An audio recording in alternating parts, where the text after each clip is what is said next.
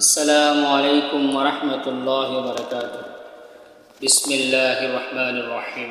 ইন্নাল হামদালিল্লাহ ওয়াস সালাতু ওয়াস সালামু আলা রাসূলিল্লাহ, আম্মা বা'দ।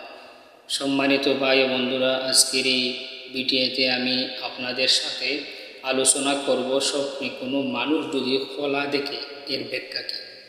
আলোচনা বুঝতে সাথেই থাকবেন। যারা এই চ্যানেলটি এখনও সাবস্ক্রাইব করেননি অবশ্যই সাবস্ক্রাইব করতে ভুলবেন না, এমন গুরুত্বপূর্ণ স্বপ্নের ব্যাখ্যাগুলো জানতে। কারণ আমরা আমাদের এই চ্যানেলের মধ্যে নিত্য নতুন ছোটো ছোটো করে অনেক স্বপ্নের ব্যাখ্যা দিই, যেগুলো দেখলে আপনি অনেক উপকৃত হবেন ইনশাআল্লাহ। আসুন মূল আলোচনায় ঢুকে পড়ি। স্বপ্নে কোনো মানুষ যদি খোলা দেখে তার আর্থিক ক্ষতি হতে পারে, এক ব্যাখ্যা।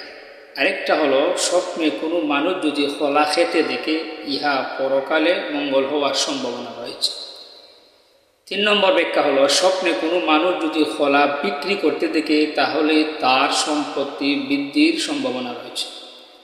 4 নম্বর ব্যাখ্যা হলো, স্বপ্নে যদি কোনো মানুষ কলা গাছ দেখে এর অর্থ হচ্ছে তার উন্নতির সম্ভাবনা রয়েছে।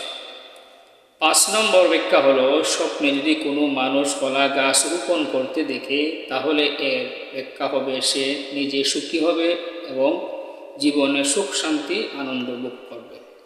6 নম্বর হলো, স্বপ্নে যদি কোনো মানুষ পচা কলা দেখে তাহলে তার অর্থ হবে সে জিনায় লিপ্ত হবে, তার দুর্নাম হবে। স্বপ্নে কোনো মানুষ যদি কলা গাছ কেটে ফেলা দেখে তার অর্থ হবে তার মনের বাসনা পূর্ণ হবে।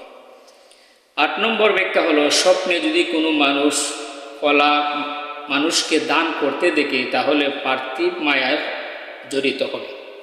9 নম্বর হলো, কোনো মানুষ যদি স্বপ্নে কলা ক্ষয় করতে দেখে অর্থাৎ কিনতে দেখে তাহলে তার স্ত্রীর পক্ষ হতে ধন সম্পদের মালিক হবে।